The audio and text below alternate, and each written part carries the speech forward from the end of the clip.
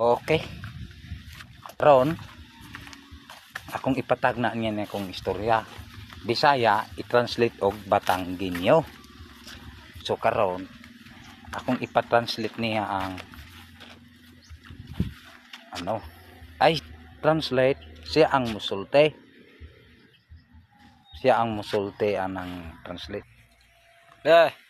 Is translate ang baling tugnaw kaayo sa Batanggenyo.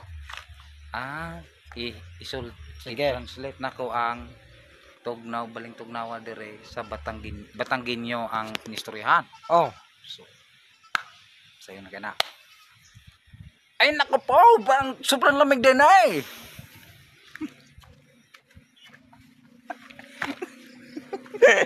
di na.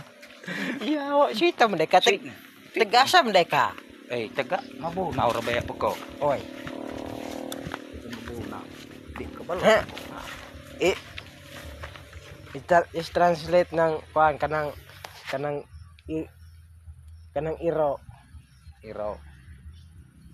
Galakaw-lakaw sa karsada. Ay ala yung aso ay naglakaw-lakaw sa daan. Ya mo na. Patay di kita kapil di ini.